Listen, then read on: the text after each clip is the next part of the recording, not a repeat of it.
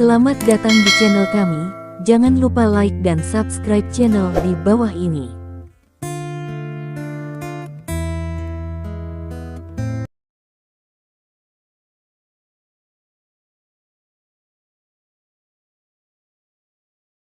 Bab 1051. Berita kematian Zhao Qing dengan cepat menyebar ke seluruh ibu kota kekaisaran. Di saat yang sama, berita kematian Sun Bai juga menyebar. Dua tetua Aula Qingmu meninggal satu demi satu, yang menyebabkan seluruh ibu kota kekaisaran mengalami guncangan besar. Tidak ada yang bisa membayangkan bahwa kedua tetua ini akan meninggalkan dunia ini dengan cara seperti itu. Adapun seluruh Aula Qingmu dari keluarga Lin, hanya Qianzu yang masih hidup. Zhao Qing dan Sun Bai ditemukan tewas hampir bersamaan, dan tidak ada bukti siapa yang membunuh mereka. Kedua kasus ini menjadi kasus tanpa kepala dalam sekejap. Meskipun banyak orang memiliki berbagai spekulasi tentang kasus ini, pada akhirnya polisi hanya menemukan beberapa bukti bahwa Zhao Qing membunuh Sun Bai. Adapun siapa yang membunuh Zhao Qing, tidak diketahui. Namun, tidak peduli siapa yang membunuh mereka berdua, pada akhirnya hak pengelolaan harta keluarga Lin di tangan mereka juga jatuh ke tangan Stephen Lin karena dibunuh. Kurang dari 24 jam setelah kematian Zhao Qing, Stephen Lin dengan cepat mengambil alih semua hak pengelolaan Baolong Real Estate atas nama Zhao Qing. Pada saat yang sama, ia juga mengambil alih hak pengelolaan Nanhuan Energy yang ditinggalkan oleh Sun Bai. Serangkaian tindakan ini membuat semua orang lengah, dan langsung mendorong Stephen Lin ke garis depan. Stephen Lin menjadi penerima manfaat pertama dari kematian Zhao Qing dan Sun Bai, jadi kemungkinan dia membunuh mereka hampir tidak terbatas. Tapi sayang sekali tidak ada yang bisa menemukan bukti bahwa Stephen Lin terkait dengan kematian keduanya. Sejak itu, Qing Mutang menjadi sejarah, dan Stephen Lin juga menjadi orang pertama dalam sejarah keluarga Lin yang memegang semua hak kepemilikan dan pengelolaan harta keluarga Lin di tangannya. Situasi seperti itu membuat keluarga Lin di seluruh negeri merasa panik dan gelisah, karena dalam hal ini, keluarga Lin di ibu kota kekaisaran akan sepenuhnya menjadi milik Stephen Lin saja. Jika Qing Mutang tidak ada, tidak akan ada lagi Lin keluarga setelah itu dalam pertempuran untuk hegemoni. Semua informasi yang dikumpulkan oleh keluarga Lin selama ratusan tahun akan menjadi milik pribadi Stephen Lin. Pada sore hari ketika Stephen Lin berhasil memusnahkan Qing Mutang, Stephen Lin mengeluarkan pernyataan sebagai kepala keluarga Lin. Isi pernyataannya sangat sederhana. Dari generasinya, keluarga Lin membatalkan Aula Qingmu, dan Aula Qingmu telah sepenuhnya menjadi sejarah. Setelah itu, setiap kepala keluarga Lin memiliki kendali mutlak atas properti keluarga Lin. Dalam pernyataannya, Stephen Lin mengirim undangan ke keluarga Lin dari seluruh negeri, mengundang mereka untuk bergabung menjadi keluarga Lin di ibu kota kekaisaran, dan untuk mengembangkan dan menumbuhkan keluarga Lin bersama di bawah tangannya, benar-benar menjadikan keluarga Lin sebagai yang teratas. Keluarga di Kerajaan Naga. Ini adalah undangan, lebih seperti panggilan. Dengan dikeluarkannya perintah pertemuan seperti itu, semua orang merasakan Stephen Lin, atau ambisi keluarga Lin saat ini. Semua orang tahu bahwa potensi keluarga Lin tidak terbatas, karena keluarga Lin tersebar di seluruh negeri, berbeda dengan 3 keluarga lainnya dari 4 keluarga besar. Jika mereka bisa berkumpul, industri keluarga Lin bisa dengan mudah melebihi nilai pasar 2 triliun yuan. Setelah ini terjadi, keluarga Lin jelas merupakan eksistensi tingkat raksasa di antara 4 keluarga besar. Di masa lalu, keluarga Zhao, keluarga Li, dan keluarga Chen di antara 4 keluarga besar pasti akan mempelajari bagaimana menghadapi keluarga Lin saat ini. Namun, karena hubungan Stephen Lin dengan keluarga-keluarga ini semakin dalam, keluarga Li Zhao dan Chen ditakdirkan untuk menjadi sekutu keluarga Lin, dan satu-satunya yang dapat melawan Stephen Lin dan ingin mencegah kebangkitan keluarga Lin adalah keluarga Li. Jika setahun yang lalu, keluarga Li mungkin benar-benar dapat menghentikan Stephen Lin. Tapi sekarang, kecepatan pengembangan Stephen Lin jauh melebihi imajinasi siapapun, dia telah menjadi penguasa nomor satu kerajaan naga di sisi baiknya, dan juga Raja Naga dari klan naga. Belum lagi menghentikan Stephen Lin, keluarga Li harus berdoa agar Stephen Lin tidak menyerang keluarga Li karena mereka tidak menghadiri upacara suksesi sebelumnya. Jelas, Stephen Lin tidak akan melakukan apapun terhadap keluarga Li. Pertama, kedua belah pihak sama sekali tidak berada pada level yang sama. Kedua, sekarang pohon kehidupan telah menjadi musuh nomor satu Stephen Lin. Dia secara alami tidak akan membuang waktu dan energi untuk melakukan sesuatu yang lain. Pada hari ketiga setelah kematian Zhao Qing, Stephen Lin membawa semua anggota keluarga Lin kembali ke rumah tua keluarga Lin. Rumah tua itu melambangkan sejarah keluarga Lin. Meskipun Stephen Lin tidak pernah mengungkapkan pemikirannya tentang rumah tua ini, setelah Aula Qingmu dihancurkan, Stephen Lin tetap memilih untuk kembali ke sini dan membawa kembali semua tablet leluhur keluarga Lin. Di seluruh ibu kota kekaisaran, hampir semua mata kelas atas tertuju pada rumah keluarga Lin ini. Kembalinya Stephen Lin ke rumah tua keluarga Lin menandai berakhirnya perang antara Stephen Lin dan King Mutang. Tanda titik ini ditarik dengan sangat cepat, bahkan dengan tergesa-gesa. Tapi semua orang merasakan kekuatan Stephen Lin dan kekejaman setelah kekuatan ini. Baru setahun sejak dia mengambil alih keluarga Lin di ibu kota kekaisaran. Dalam 1 tahun, 4 dari 5 tetua Qingmu Hall meninggal. 4 mati, betapa mengerikannya ini. Meskipun tidak ada bukti bahwa kematian para tetua ini terkait dengan Stephen Lin, semua orang tahu bahwa Stephen Lin tidak dapat dipisahkan dari kematian mereka. Ini adalah hal yang paling menakutkan tentang Stephen Lin. Semua orang tahu bahwa Anda mungkin telah membunuh orang, tetapi tidak ada bukti yang membuktikan bahwa Anda membunuh mereka. Selain Stephen Lin dan keluarga Lin, kepala semua perusahaan di bawah keluarga Lin, seperti Real Estate Baolong, Nanhuan Energy, Lianfeng Express, penambangan emas hitam, dan Titan Bio, semuanya datang ke rumah keluarga Lin yang lama. Awalnya, orang-orang ini adalah kaki tangan King Mutang, tapi sekarang, mereka semua adalah kroni Stephen Lin. Selain itu, perwakilan keluarga Lin dari seluruh negeri juga datang ke rumah tua bersama dengan klan Stephen Lin, termasuk keluarga Lin dari kota Beiji dan kota Sengqi. Meskipun kedua keluarga Lin ini diinjak oleh Stephen Lin selama pertempuran untuk hegemoni, mereka masih sangat kuat. Di satu sisi, mereka datang untuk mengungkapkan niat baik mereka terhadap Stephen Lin, dan di sisi lain, mereka ingin melihat apa yang direncanakan Stephen Lin selanjutnya. Apakah perintah pemanggilan Stephen Lin benar-benar hanya perintah pemanggilan sederhana, atau apakah itu ultimatum yang dikeluarkan olehnya kepada keluarga Lin di seluruh negeri? Orang-orang yang disebutkan di atas berjumlah lebih dari 100 orang. Selain orang-orang tersebut, keluarga Zhao dan keluarga Chen sama-sama mengirimkan perwakilannya masing-masing. Kali ini Stephen Lin kembali ke rumah tua, yang bukan merupakan perayaan besar, tetapi semua orang tahu bahwa ini adalah pertama kalinya Stephen Lin kembali ke rumah tua setelah menghancurkan King Mutang, yang berarti perang Stephen Lin melawan King Mutang telah tercapai sepenuhnya. Kemenangan itu sangat penting bagi Stephen Lin. Seluruh keluarga Lin dipenuhi duka, dan Stephen Lin berdiri di depan semua orang. Di belakangnya ada Lin Kairong dan anggota lain dari keluarga Lin yang mengikutinya, serta seorang lelaki tua dari keluarga Lin di kota Haixia. Orang-orang tua ini menangis. Mereka tidak begitu terharu ketika Stephen Lin memasuki ibu kota kekaisaran keluarga Lin, karena pada saat itu Stephen Lin memiliki musuh yang mengerikan seperti King Mutang di depannya.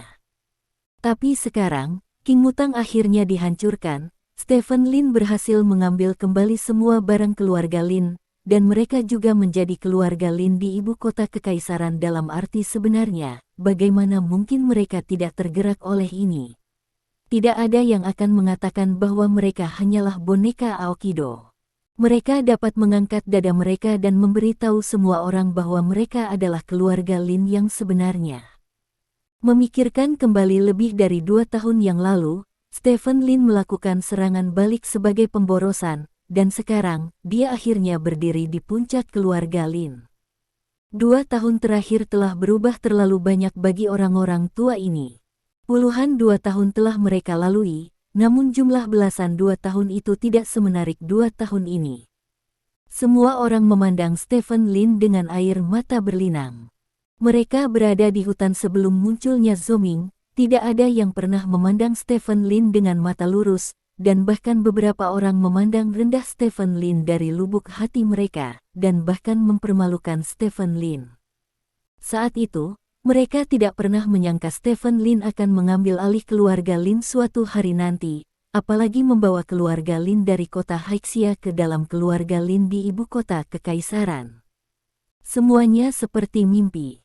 Sampah yang diintimidasi oleh semua orang sebelumnya, yang selalu menundukkan kepala dan punggungnya untuk menyenangkan semua orang, telah menjadi kepala keluarga Lin dalam arti sebenarnya hari ini. Punggungnya tidak lagi bungkuk, dan kepalanya tidak lagi tertunduk. Dia mengangkat kepalanya tinggi-tinggi, menegakkan dada dan punggungnya, dan mengumumkan kepada semua orang di keluarga Lin bahwa dia adalah raja sebenarnya dari keluarga Lin dengan postur seorang raja. Stephen Lin memegang 3 batang dupa dengan kedua tangan di atas kepalanya. Stephen Lin, patriark generasi XX dari keluarga Lin, memimpin klan Lin untuk menemui leluhur keluarga Lin. Teriak Stephen Lin dengan keras. Temui leluhur keluarga Lin. Semua anggota keluarga Lin bersorak serempak. Setelah itu, Stephen Lin berlutut di depan tugu peringatan. Semua orang berlutut dengan Stephen Lin. Perwakilan dari keluarga Zhao dan keluarga Chen berdiri di samping, memandangi keluarga Lin yang berlutut bersama di depan mereka, dan saling memandang. Kebangkitan keluarga Lin tak terbendung, kata perwakilan keluarga Zhao. Untungnya, kita adalah teman, kata perwakilan keluarga Chen. Keduanya saling memandang dan tersenyum. Setelah memuja leluhur, Stephen Lin memimpin kerumunan di luar Aula Kingmu. Lin Wei, pimpin seseorang untuk menghancurkan Aula Kingmu. Mulai sekarang, keluarga Lin tidak akan memiliki lagi Aula Kingmu, kata Stephen Lin dengan dingin. Ya, Lin Wei mengangguk dengan penuh semangat, dan kemudian memimpin semua anggota keluarga Lin ke Aula Kingmu. Mulai hari ini dan seterusnya, keluarga Lin akan selalu menjadi milik keluarga Lin. Tidak seorang pun akan dapat mengambil tanaman atau pohon apapun dari keluarga Lin, dan tidak akan ada yang lebih unggul dari keluarga Lin. Pertarungan untuk hegemoni keluarga Lin akan secara resmi dibatalkan, mulai dari generasi saya. Stephen Lin melihat sekeliling ke kerumunan dan berkata, keluarga Lin di kota Haixia sangat gembira. Keputusan Stephen Lin sama saja dengan membiarkan keluarga Lin mereka di kota Haixia secara permanen menduduki keluarga Lin di ibu kota kekaisaran. Wajah anggota keluarga Lin lainnya semuanya berbeda. Beberapa orang tidak berdaya, beberapa tersenyum kecut, dan beberapa kesal. Di masa lalu, siapapun berhak menjadi penguasa ibu kota kekaisaran, tetapi sekarang, kota Haixia telah menjadi keluarga ortodoks Lin dari ibu kota kekaisaran. Jika mereka ingin menjadi penguasa ibu kota kekaisaran, satu-satunya cara adalah berintegrasi ke dalam keluarga Lin saat ini. Stephen Lin benar-benar memblokir jalan keluarga Lin lainnya, dan apa yang disebut perjuangan keluarga Lin untuk hegemoni di ibu kota kekaisaran secara resmi berakhir pada generasi Stephen Lin. Bab 1052. Tidak ada yang bisa mencegah Stephen Lin mengambil ibu kota kekaisaran keluarga Lin ke dalam sakunya dan menjadikannya milik pribadinya. Fondasi keluarga Lin yang berusia berabad-abad telah menjadi milik Stephen Lin saja. Aset Stephen Lin juga membengkak beberapa kali dalam sekejap, menjadi raksasa keuangan dengan aset melebihi hampir 1 triliun yuan. Namun, bagi Stephen Lin, ini bukanlah sesuatu yang terlalu membahagiakan. Bidang pandangnya tidak lagi terbatas pada satu keluarga dan satu wilayah, dan sekarang dia mengarahkan pandangannya ke seluruh dunia. Suara berisik datang dari rumah King Mutang. Lin Wei memimpin orang untuk membersihkan rumah. Stephen Lin berdiri di depan rumah tanpa ekspresi di wajahnya.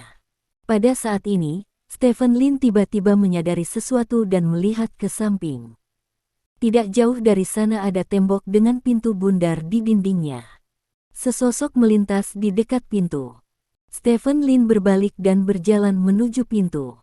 Berjalan ke pintu, Stephen Lin menemukan bahwa itu adalah halaman yang telah lama rusak, dan di sisi lain halaman ada bangunan 2 lantai yang mirip dengan Aula Kingmu.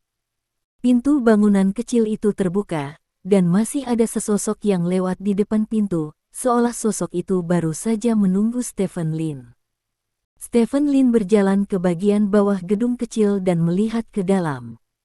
Seharusnya ada orang yang tinggal di gedung kecil sebelumnya, dan ada meja dan kursi di dalamnya, dan ada tempat tidur di samping dinding.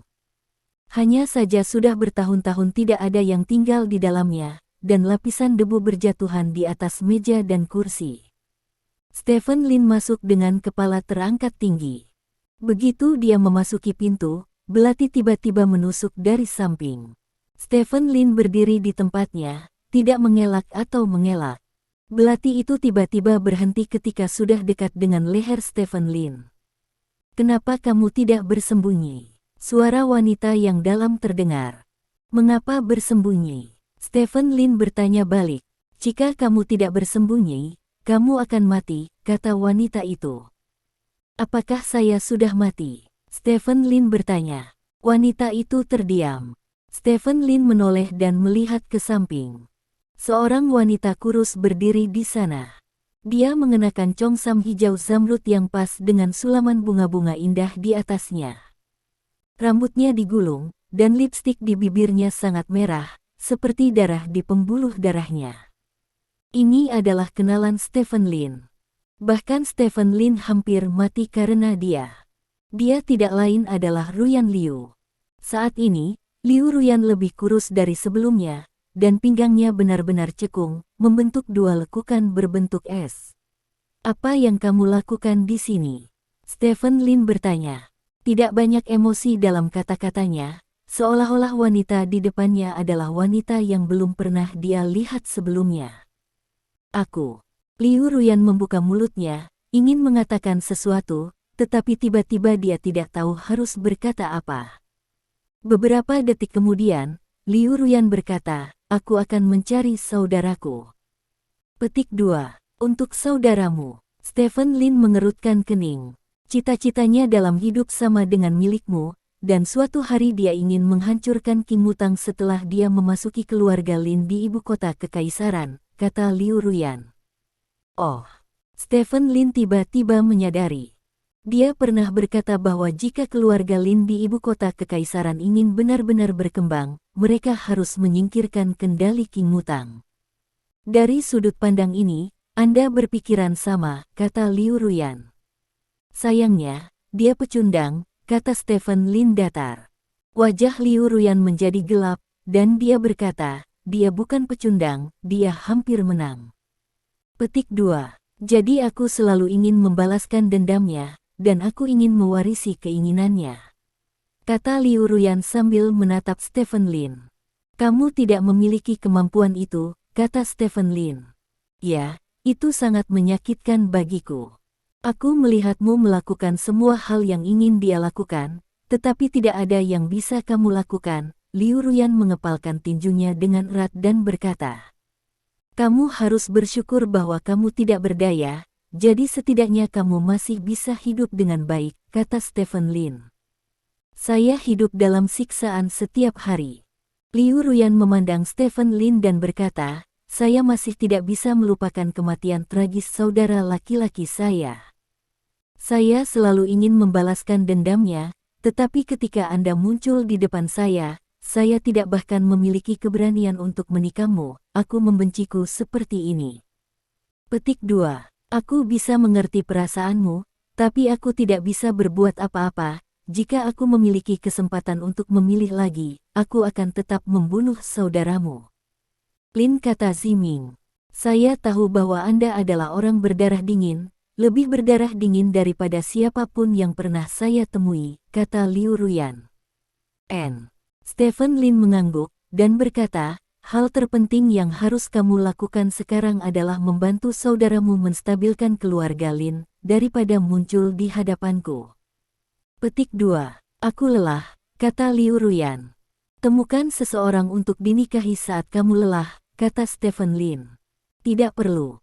Liu Ruyan menggelengkan kepalanya, menatap Stephen Lin dan berkata, aku telah memikirkan tentang metode apa yang bisa aku gunakan untuk membalas dendam padamu. Setelah berpikir lama, akhirnya aku menemukan sebuah metode. Petik 2. Metode apa? Stephen Lin bertanya. Liu Ruyan mengangkat belati di tangannya. Itu tidak akan menyakitiku, dan kamu tidak akan menusukku bersamanya, kata Stephen Lin. Ya, aku masih tidak bisa melakukan apapun untukmu, jadi aku hanya bisa melakukannya untuk diriku sendiri, kata Liu Ruyan, menusukkan belati di tangannya ke arah perutnya. Stephen Lin berdiri di tempatnya, sedikit terkejut, tapi dia tidak menghentikannya. Engah. Belati itu menusuk perut Liu Ruyan. Meskipun saya bukan orang yang penting bagi Anda, saya pikir jika Anda membiarkan saya mati, mungkin tidak nyaman bagi Anda, kata Liu Ruyan. Kamu salah menilai dirimu sendiri. Stephen Lin menatap perut Liu Ruyan. Darah mengalir keluar dari sana, sudah membuat perutnya merah. Ketika saya masih sangat muda, saya melihat ibu saya meninggal di depan saya. Sejak itu, saya dapat melihat semua orang yang tidak ada hubungannya dengan saya mati dengan mata dingin. Anda ingin menggunakan kematian Anda sendiri untuk membuat saya merasa buruk, buat saya merasa bersalah. Maaf, Anda tidak bisa melakukannya, kata Stephen Lin. Sepertinya aku melebih-lebihkan diriku sendiri. Liu Ruyan tertawa sengsara, lalu terhuyung mundur 2 langkah. Tapi kamu tidak bisa mati. Stephen Lin maju selangkah, memegang pinggang Liu Ruyan, lalu mengulurkan tangannya untuk memukul beberapa tempat di perut Liu Ruyan. Luka yang mengeluarkan darah terus-menerus berhenti mengeluarkan darah secara tiba-tiba. Kamu hanya berbicara keras, kamu masih tidak ingin aku mati. Liu Ruyan menunjukkan senyum puas. Aku tidak bisa membiarkanmu mati di depanku, karena ada banyak mata yang menatapku sekarang, dan mereka semua mengira aku membunuh Zhao Qing dan Sun Bai. Jika kamu mati di sini lagi sekarang, aku akan mendapat masalah. Stephen Lin berkata, aku telah berhasil membuatmu dalam masalah, kata Liu Ruyan. Meskipun beberapa hal akan membuatmu sangat putus asa, aku masih harus mengatakan, di depanku, kamu akan kesulitan mati, kata Stephen Lin. Liu Ruyan sedikit mengernyit.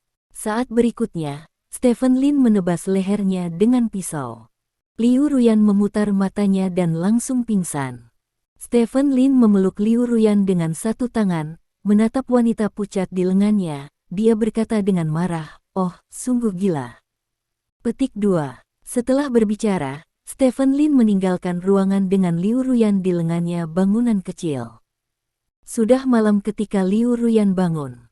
Liu Ruyan duduk dari tempat tidur, melihat sekeliling, dan menemukan bahwa dia berada di ruangan yang aneh. Kamu sudah bangun. Sebuah suara aneh datang dari samping. Liu Ruyan menoleh dan melihat ke samping, hanya untuk menemukan bahwa itu adalah seorang pemuda. Siapa kamu? Liu Ruyan bertanya. Izinkan saya memperkenalkan diri, saya Lin Wei, orang yang tidak penting di bawah patriark. Kata pemuda itu. Lin Wei, aku kenal kamu, kata Liu Ruyan. Lin Wei tersenyum dan berkata, Nona Liu, patriark meminta saya untuk menunggu di sini sampai Anda bangun, dan kemudian meminta saya untuk menyampaikan sepatah kata pun kepada Anda. Petik 2. Kata-kata apa? Liu Ruyan bertanya. Patriark berkata, jika kamu ingin mati, kembalilah ke kota Beiji dan mati. Jangan mati di depannya, kata Lin Wei. Wajah Liu Ruyan menjadi gelap, dan dia berkata, dia ingin mengurusnya. Patriark juga mengatakan bahwa lebih baik hidup daripada mati. Karena banyak orang ingin hidup, tidak ada cara untuk hidup. Mereka yang bisa hidup harus dihargai. Lin Wei melanjutkan. Apa urusannya? Liu Ruyan berkata dengan wajah gelap. Pada akhirnya, kepala keluarga juga mengatakan bahwa tempat memasukkan pisau Anda tidak baik. Setelah luka sembuh, Anda harus pergi untuk menghilangkan bekas luka sesegera mungkin, jika tidak maka akan dianggap sebagai operasi caesar. Bagian, dan akan sulit untuk menikah, kata Lin Wei. Petik 2 titik. Liu Ruyan tetap diam dengan wajahnya pucat pasi. Di atas adalah komentar pribadi kepala keluarga, dan tidak ada hubungannya dengan saya. Nona Liu, ada kesalahan dan hutang, jadi jangan libatkan saya, kata Lin Wei sambil tersenyum. Keluar dari sini, kata Liu Ruyan. Oke. Ngomong-ngomong, aku sudah menyiapkan mobil untuk membawamu pergi. Ada di bawah. Jika kamu ingin pergi, seseorang akan menjemputmu di lantai bawah. Aku pergi dulu. Lin Wei berkata kepada Liu Ruyan mengangguk, lalu berbalik dan pergi. Setelah Lin Wei pergi, Liu Ruyan dengan marah meninju dinding di sampingnya, langsung meninju dinding yang penyok. Kamu sengaja berbicara dengan sangat buruk, apakah kamu benar-benar berpikir aku tidak dapat melihat bahwa kamu tidak ingin aku mati? Liu Ruyan menggigit bibirnya dan berkata pada dirinya sendiri. Sisi lain, di lantai bawah di rumah sakit, Stephen Lin duduk di dalam mobil dan merokok. Lin Wei berjalan keluar dari rumah sakit dan datang ke mobil. Patriark, aku sudah bangun, dan aku sudah membawa semua yang kamu ingin aku bawa, kata Lin Wei. Tidak apa-apa. Stephen Lin mengisap rokoknya dalam-dalam, lalu menjentikkan puntung rokoknya ke samping. Patriark, Nona Liu dapat melihat bahwa dia memiliki perasaan terhadapmu, kata Lin Wei. Kamu ingin bicara terlalu banyak. Stephen Lin bertanya dengan sedikit cemberut. Aku salah. Lin Wei segera mengakui kesalahannya. Masuk ke dalam mobil. Stephen Lin mendorong pintu kopilot dan berkata, hari ini adalah hari yang bahagia, cocok untuk makan, minum, dan bersenang-senang. Petik 2. Biarkan aku mengemudi, guru. Kata Lin Wei. Keluar, cepat, kata Stephen Lin. Oke. Lin Wei mengangguk dan dengan cepat masuk ke mobil. Panggil beberapa gadis yang bersih dan tampan, kata Stephen Lin. Hah. Lin Wei mengangkat alisnya sedikit, itu adalah pertama kalinya dia mendengar Stephen Lin mengajukan permintaan seperti itu kepadanya. Mulai hari ini dan seterusnya, saya berencana untuk menjadi bajingan, sehingga saya tidak hanya dapat bernyanyi dan bernyanyi setiap malam, tetapi juga tidak ada beban psikologis, sangat nyaman, kata Stephen Lin. Kamu bisa memikirkannya. Dengan kekayaan, status, dan penampilanmu, akan sia-sia jika kamu tidak membunuh 1000 orang. Patriark, aku akan segera menghubungimu. Lin Wei berkata dengan bersemangat.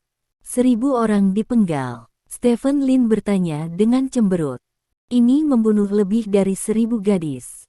Kata Lin Wei. Memegang. Bab 1053. Malam ini ditakdirkan untuk menjadi malam yang indah. Tentu saja, yang disebut gadis muda dan cantik tidak muncul, karena Stephen Lin tidak bisa mengatasi rintangan di hatinya. Dia memiliki kondisi sempurna yang diimpikan oleh semua bajingan, tetapi dia masih murni dan polos seperti orang bodoh kecil di hatinya. Dia bergaul dengan semua orang memberi selamat atas kesuksesannya, tetapi orang yang paling ingin dia temui tidak ada di depannya. Kembali ke rumah, Stephen Lin duduk sendirian di balkonnya. Melihat sekeliling, seluruh komunitas dihuni oleh keluarga Lin, dan semua anggota keluarga Lin adalah anggota Stephen Lin. Dia adalah patriark tertinggi dari keluarga Lin, Raja Naga, dan mengendalikan kerajaan ibu kota ratusan miliar. Tetapi pada saat ini, dia merasakan kesepian yang belum pernah terjadi sebelumnya. Dia berdiri dan meletakkan tangannya di balkon. Dia telah bekerja keras untuk maju dan memanjat, tetapi pada saat ini, dia tidak tahu mengapa dia ingin maju, mengapa dia ingin memanjat. Beberapa untuk istri dan anak-anak mereka, beberapa untuk teman-teman mereka. Jadi untuk apa dia? Ketika dia benar-benar berdiri di titik tertinggi suatu hari nanti, siapa yang akan berada di sisinya? Pada saat ini, ponsel Stephen Lin tiba-tiba bergetar. Stephen Lin mengambilnya dan melihatnya. Apakah kamu masih marah, teman sekelas Xiao Lin? Pesan itu dikirim oleh Gu Feiyan, seperti bertemu lagi lebih dari setahun yang lalu. Stephen Lin tersenyum dan bertanya, apa yang kamu lakukan? Jika kamu tidak marah, bisakah kita merayakan tahun baru bersama? Tanya Gu Feiyan. Tahun baru Imlek. Stephen Lin tertegun sejenak, lalu melihat ke kalender dan menemukan bahwa itu sudah hari ke-15 bulan ke-12 bulan lunar. Setengah bulan lagi, tahun ini akan berlalu lagi. Stephen Lin teringat tahun baru Imlek tahun lalu, saat Yao Jing masih di sisinya, Song Shiking sepertinya ada di sana dan ada banyak orang di sekitarnya. Ini masih awal untuk tahun baru Imlek, jawab Stephen Lin. Maka kamu harus bersiap terlebih dahulu, bukan? Gu Feiyan bertanya. Bukankah kamu sangat berani ketika kamu putus denganku? Stephen Lin bertanya. Setelah pesan terkirim, Stephen Lin segera mencabut pesan tersebut, karena dia merasa seperti wanita yang pendendam dengan berkata demikian. Jangan menariknya, aku sudah melihat semuanya, brengsek, kata Gu Feiyan. Api saya tidak akan hilang untuk sementara waktu, kata Stephen Lin. Kalau begitu aku akan pergi ke kota kekaisaran besok untuk membantumu menyingkirkannya, kata Gu Feiyan.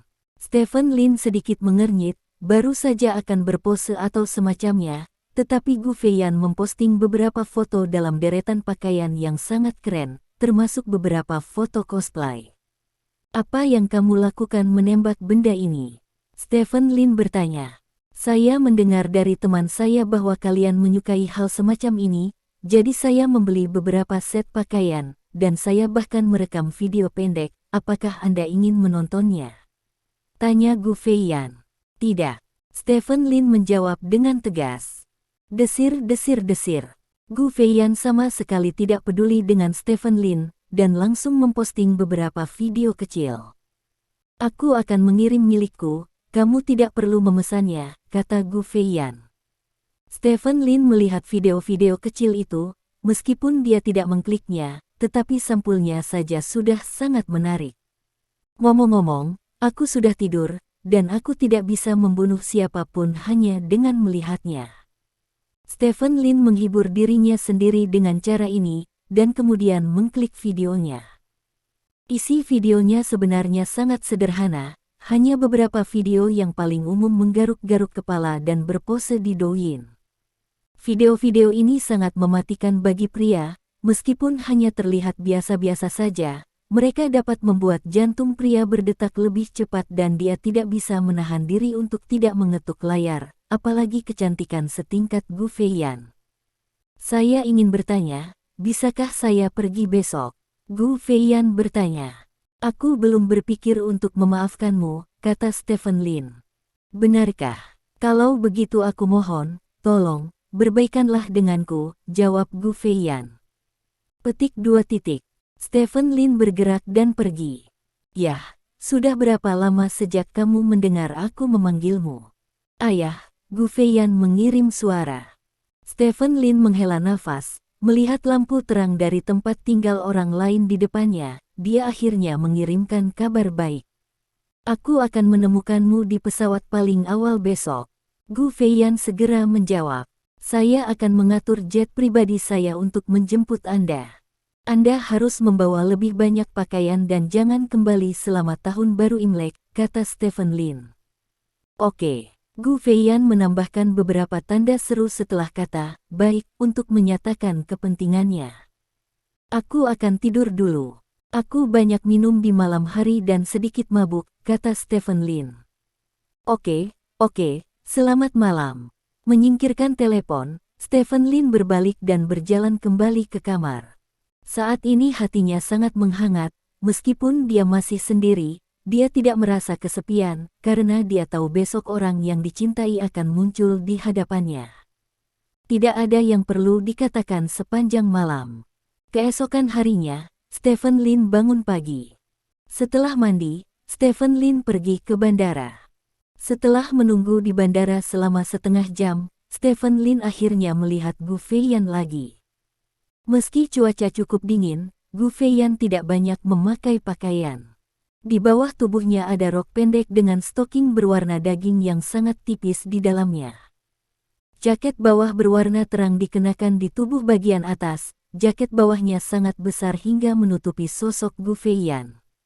Melihat Stephen Lin dari kejauhan, Gu Feiyan membuang kopernya dan bergegas menuju Stephen Lin.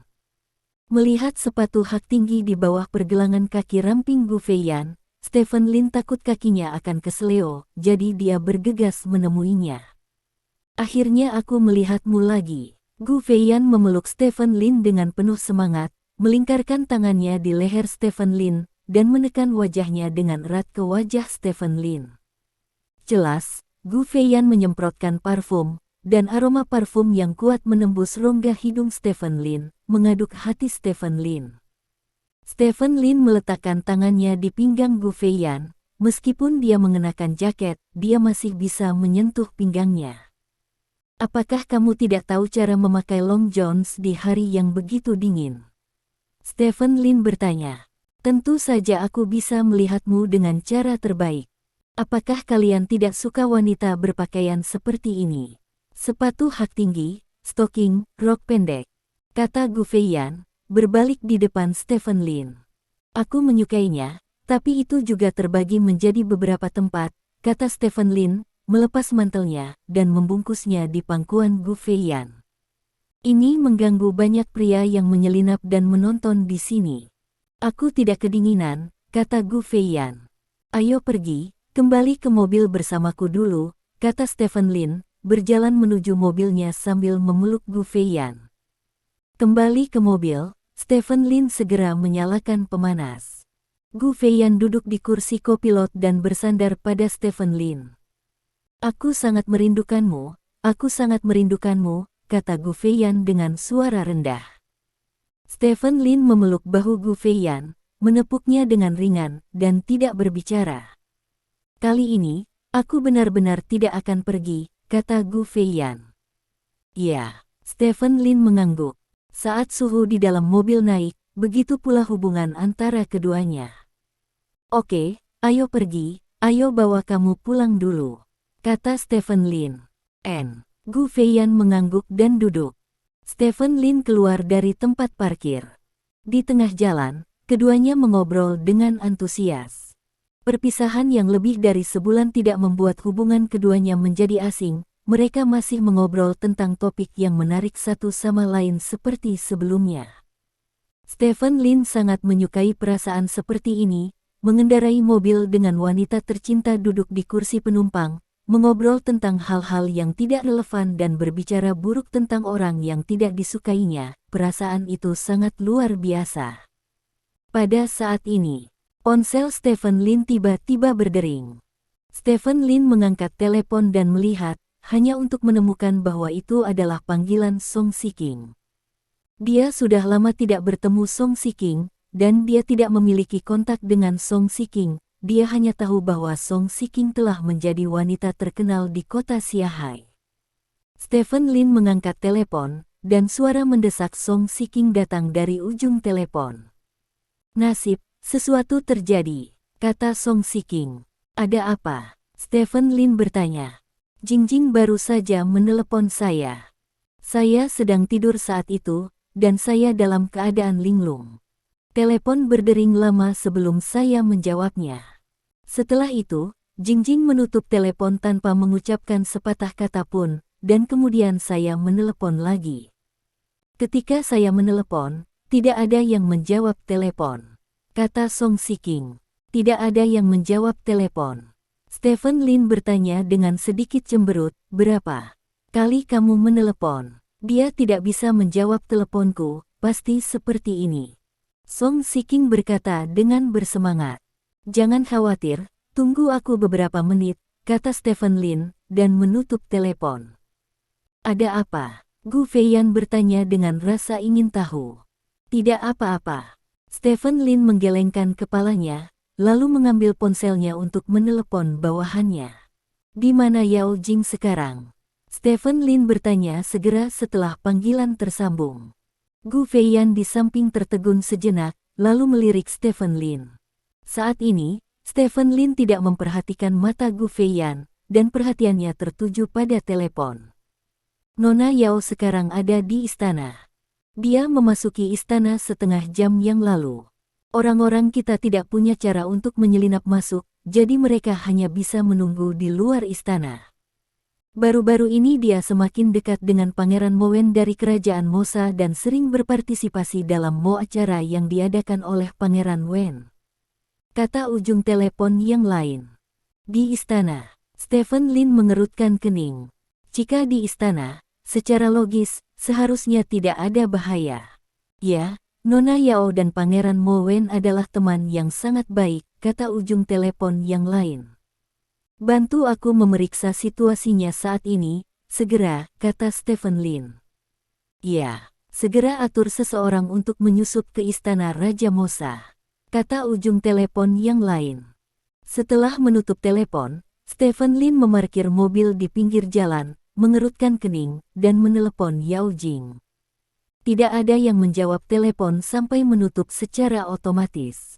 Stephen Lin mengulanginya beberapa kali, dan setiap kali berdering hingga otomatis menutup telepon. Apa yang terjadi pada Yao Jing? Gu Feiyan bertanya. Dia memasuki istana pagi-pagi sekali, dan sekarang dia kehilangan kontak. Kamu tunggu aku di dalam mobil, dan aku akan turun dan menelepon beberapa kali, kata Stephen Lin, membuka pintu mobil dan berjalan keluar. Duduk di dalam mobil, Gu Feiyan memperhatikan Stephen Lin terus menelepon di luar mobil, dengan ekspresi cemas di wajahnya. Pada saat ini, Gu Feiyan tiba-tiba merasakan kehilangan yang belum pernah terjadi sebelumnya. Ternyata di hatinya selalu ada tempat untuk wanita itu. Bab 1054.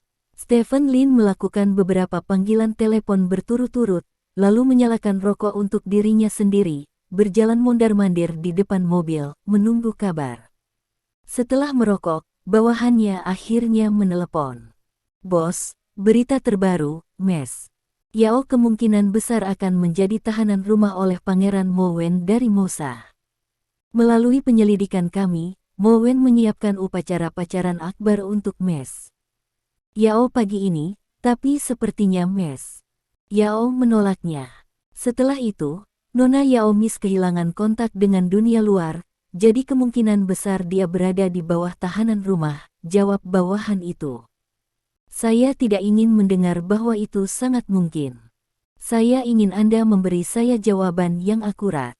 Apakah dia berada di bawah tahanan rumah, ditangkap, atau dibunuh? Anda harus memberi saya jawaban yang akurat.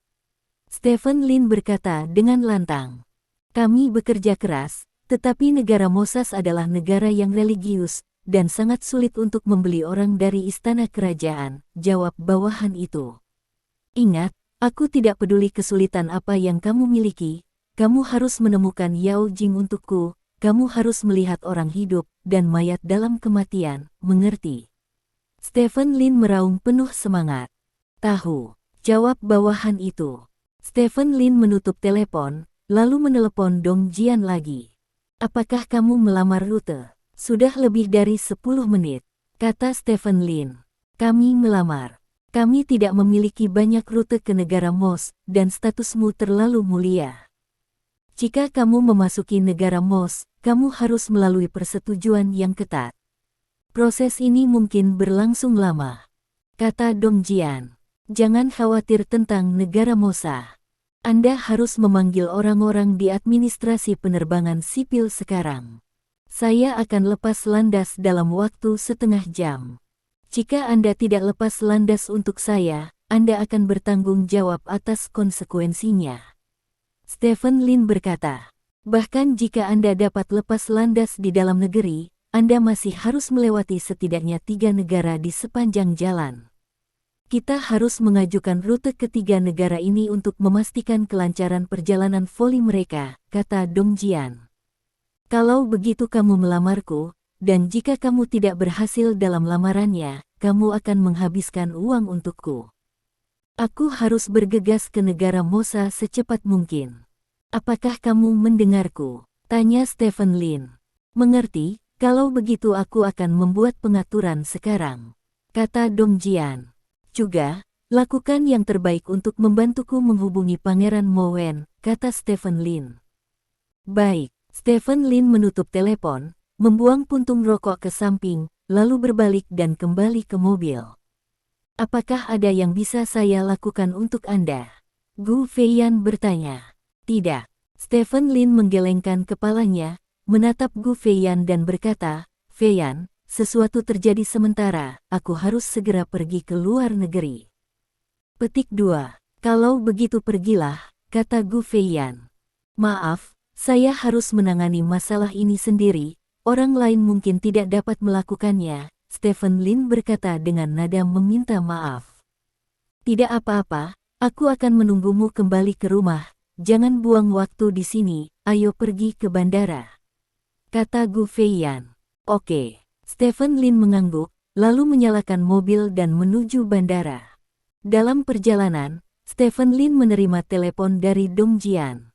Patriark, saya sudah menghubungi Pangeran Mowen untuk Anda, apakah Anda ingin segera mentransfernya? Tanya Dong Jian. Transfer segera, kata Stephen Lin. Oke, tunggu sebentar. Petik 2. Beberapa detik kemudian, terdengar bunyi klik di telepon Stephen Lin, dan kemudian terdengar suara pria yang dalam. Stephen Lin. Wajah Stephen Lin menjadi gelap, dan dia bertanya, Mowen. Apakah kamu mencariku? Mowen bertanya. Di mana Yao Jing? Stephen Lin bertanya. Dia ada di sisiku, sangat bahagia dan aman, kata Mowen. Biarkan dia menjawab telepon, kata Stephen Lin. Maaf, tidak mungkin, dia tidak ingin melihatmu, dan dia tidak ingin mendengar suaramu, kata Mowen. Kamu membuatnya menjadi tahanan rumah, kata Stephen Lin. Konyol, aku seorang pangeran, mengapa aku harus menempatkan seorang wanita sebagai tahanan rumah, kata Mowen. Kalau begitu biarkan dia menjawab panggilanku, kata Stephen Lin. Tidak, Mowen berkata dengan tegas. Mowen, sementara kita masih bisa berbicara dengan tenang, izinkan saya memberi Anda saran.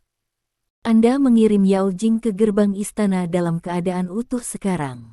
Saya bisa melupakan semua yang Anda lakukan sebelumnya, atau menunggu sampai saya tiba di istana, hal-hal.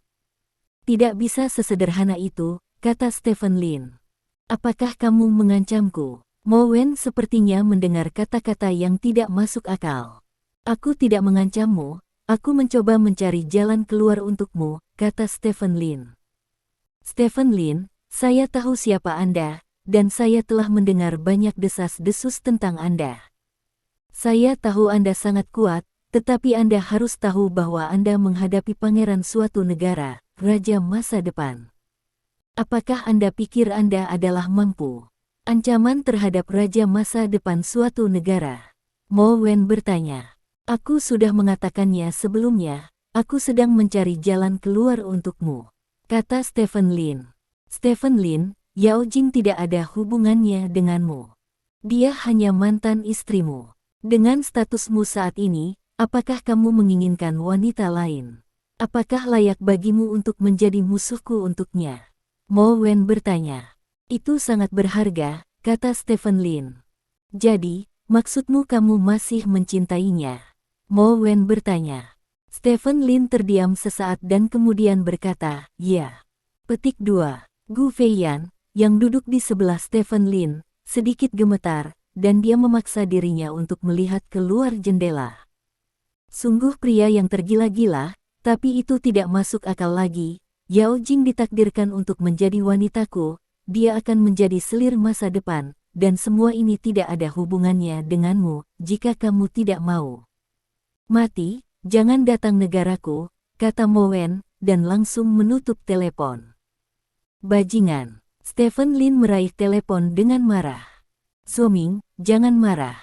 Gu Feiyan meraih tangan Stephen Lin. Stephen Lin memandang Gu Feiyan. Mata Gu Feiyan sedikit merah dengan sedikit air mata. Jelas, dia mendengar sesuatu yang dia katakan pada Mowen. Maaf, kata Stephen Lin. Gu Feiyan menggelengkan kepalanya dan berkata, berkendara dengan serius.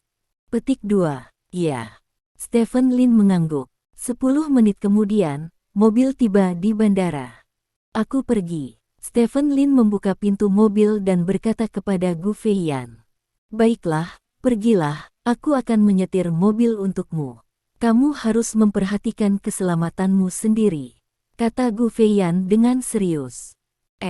Stephen Lin mengangguk, melompat keluar dari mobil, dan langsung berlari ke lorong jet bisnis. Melihat sosok Stephen Lin yang menghilang, Gu Feiyan menghela nafas pelan. Di bandara, Stephen Lin menggunakan banyak koneksi, dan akhirnya mendapatkan izin jet pribadinya untuk lepas landas. Pesawat meluncur dengan cepat melintasi lintasan sebelum lepas landas ke langit. Stephen Lin duduk di pesawat, cemas. Dia tidak terburu-buru untuk waktu yang lama.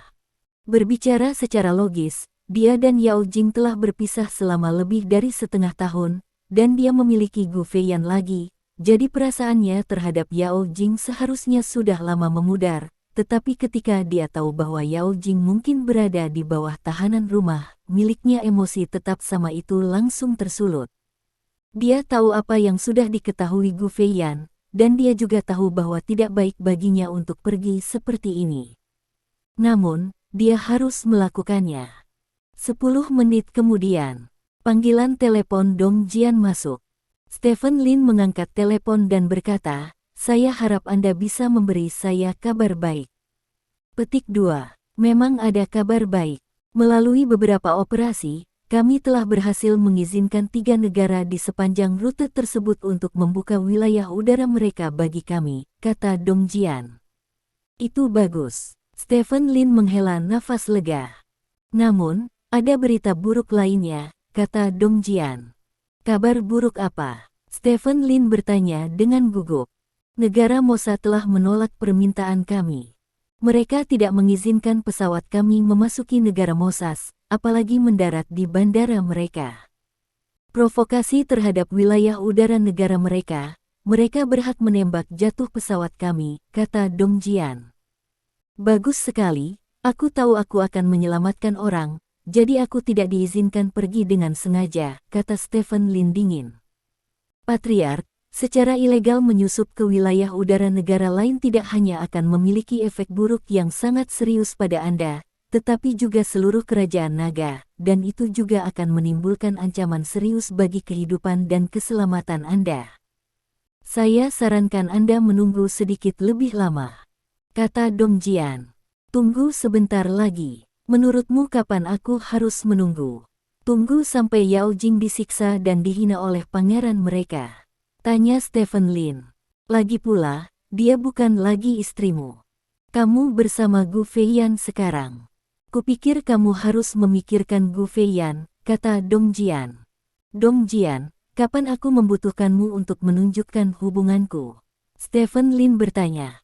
Patriark, saya tidak memenuhi syarat untuk memberi Anda nasihat, karena saya pecundang secara emosional, dan mantan kekasih saya bahkan ingin menggunakan saya untuk membantu suaminya, tapi saya berbicara dari sudut pandang pengamat, Anda ini tidak adil bagi Gu Feiyan, kata Dong Jian. Dong Jian, ingat identitasmu sendiri, kata Stephen Lin dengan dingin. Aku selalu ingat identitasku, Patriark, kata Dong Jian. Kalau begitu diam saja dan lakukan saja apa yang aku percayakan padamu, kata Stephen Lin. Oke, aku akan melakukan segala yang mungkin untuk memastikan bahwa kamu berhasil mendarat di bandara ibu kota negara Mos, kata Dong Jian. Stephen Lin menutup telepon, lalu membuang telepon ke samping. Alisnya berkerut erat, dan suasana hatinya sangat suram. Dia tidak tahu bahwa apa yang dia lakukan sekarang tidak adil bagi Gu Feiyan, tapi saat ini, dia tidak memiliki cara untuk mengendalikan perilakunya. Dia tidak ingin Yao Jing menderita kerugian, dan ingin membawa Yao Jing keluar dari istana dengan aman dan sehat. Bahkan, ingin memeluknya dan mengatakan betapa khawatirnya dia terhadapnya. Ini adalah pengalaman tak terlupakan yang dibawa oleh cinta pertama, bahkan jika keduanya putus, bahkan jika Stephen Lin telah memulai lagi, dia tetap tidak bisa melupakan Yao Jing, dan Yao Jing selalu memiliki tempat penting di hatinya. Stephen Lin tahu bahwa ini tidak baik untuknya, tapi ada banyak hal di dunia ini yang akan kita lakukan meskipun kita tahu itu salah, karena manusia bukanlah mesin, dan manusia memiliki emosinya sendiri. Dunia manusia, tidak hanya ada benar dan salah, kesalahan. Bab 1055. Jarak dari kerajaan Mosa ke kerajaan Naga sebenarnya sangat pendek. Lepas landas dari ibu kota kekaisaran, melewati negara padang rumput, lalu melewati dua negara kecil untuk mencapai wilayah kerajaan Mosa. Jarak totalnya setara dengan terbang dari ibu kota kekaisaran ke kota Siahai. Oleh karena itu, setelah 2 jam penerbangan, pesawat Stephen Lin sudah mendekati wilayah udara negara Mos.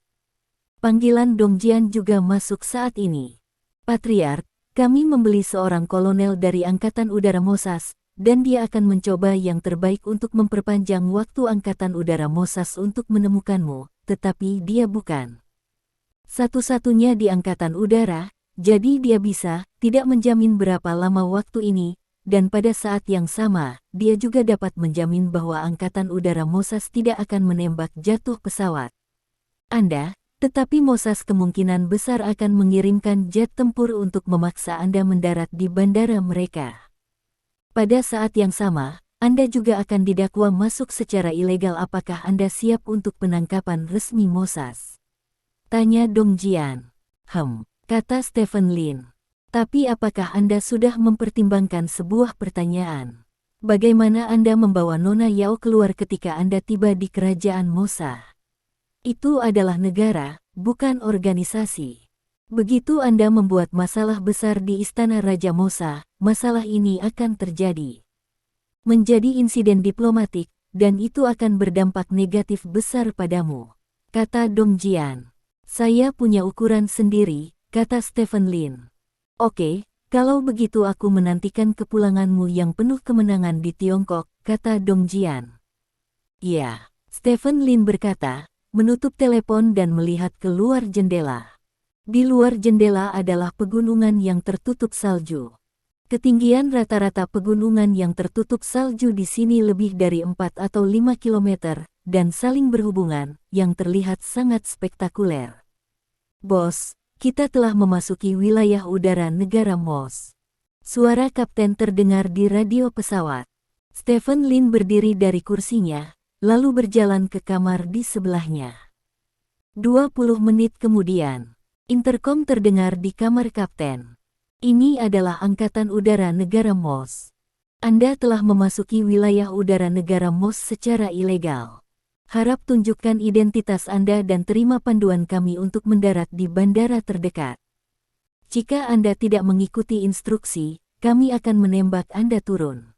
Petik 2. Dengan suara muncul, 2 jet tempur muncul di sebelah pesawat Stephen Lin, satu di kiri dan satu di kanan.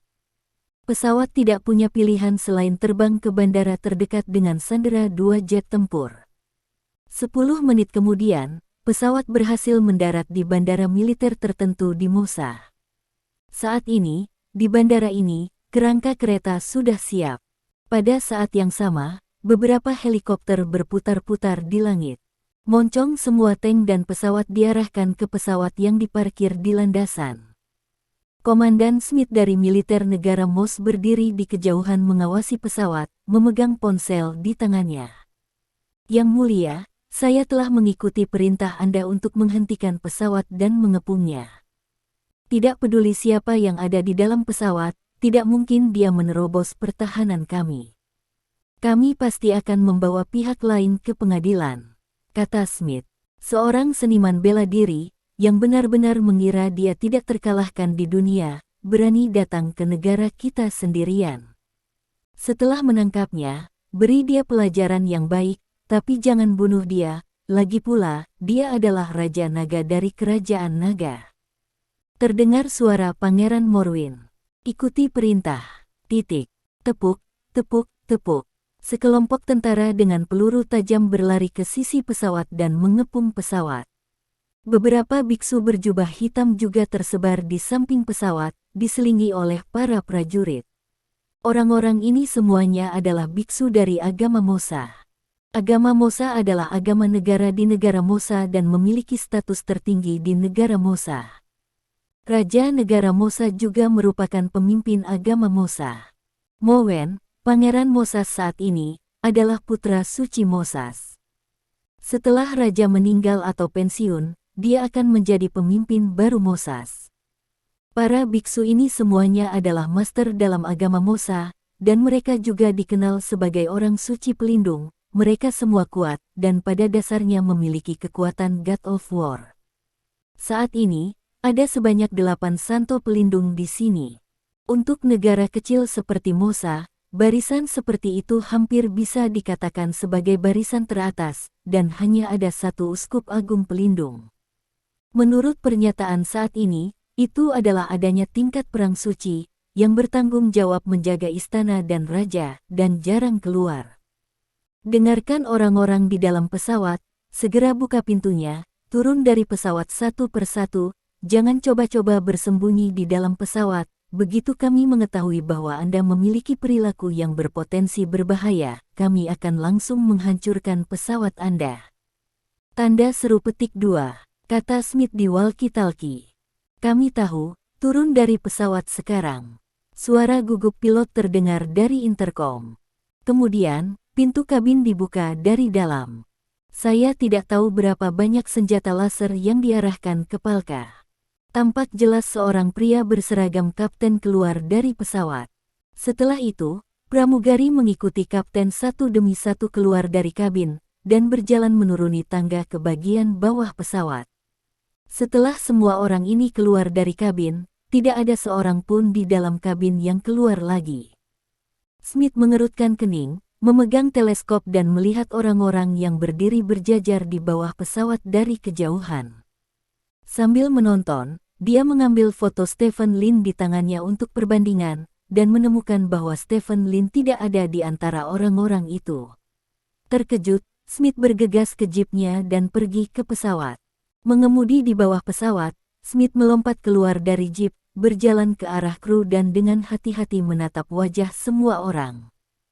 Di mana Stephen Lin? Smith bertanya dengan keras. Tuan, bos kami tidak ada di pesawat, kata kapten. Tidak di pesawat, bagaimana ini mungkin? Ayo, cari di pesawat. Cari dengan hati-hati, teriak Smith. Segera, sekelompok tentara menyerbu ke dalam pesawat dan menggeledah pesawat dengan hati-hati.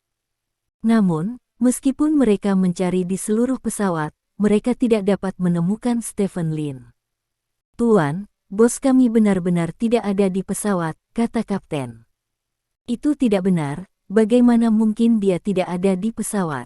Tidak mungkin. Jika dia tidak ada di pesawat, mengapa kamu memasuki wilayah udara kami secara ilegal? Tanya Smith. Bos kami memerintahkan kami untuk tetap mengemudi ke negara Mosas, jadi kami hanya bisa terus mengemudi. Sang kapten menjelaskan.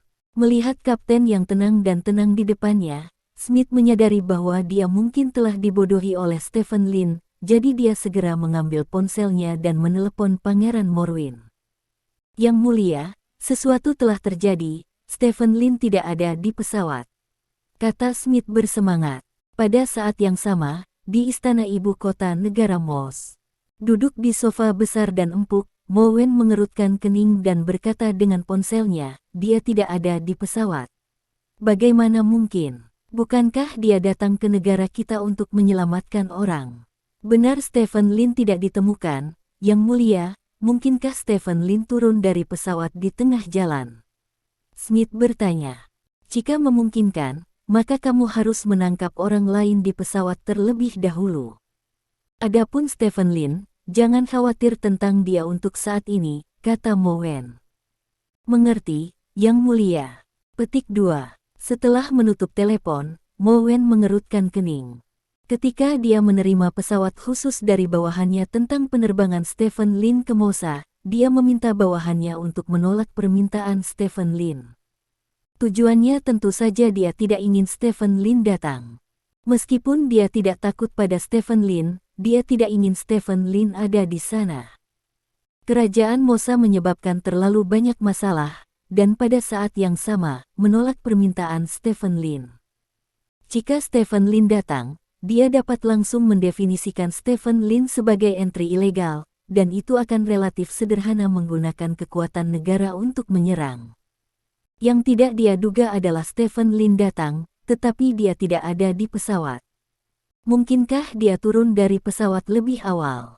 Mo Wen berpikir lama, lalu memanggil orang kepercayaannya untuk memberikan beberapa perintah. Pada saat yang sama, di pinggiran ibu kota negara Mos, sesosok miring melintasi langit dan akhirnya menabrak gunung yang tertutup salju dengan keras. Benturan yang kuat langsung menyebabkan longsoran salju di gunung salju. Setelah longsoran salju, sesosok hitam melompat keluar dari salju. Orang ini tidak lain adalah Stephen Lin. Saat ini, Stephen Lin mengenakan setelan sayap. Dengan bantuan peralatan ini, dia telah terbang di udara selama setengah jam dan akhirnya berhasil tiba di pinggiran negara Mos. Stephen Lin melepas setelan sayap dari tubuhnya, memperlihatkan apa yang dia kenakan di bawahnya.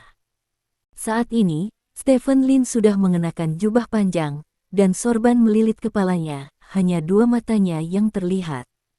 Ini adalah pakaian khas dari Sekte Mosa dengan setelan seperti itu. Stephen Lin tidak takut ada yang mengenalinya. Stephen Lin memeriksa arah, lalu menuju ke ibu kota negara Mos. Setengah jam kemudian, ibu kota kerajaan Mosa akhirnya muncul di hadapan Stephen Lin.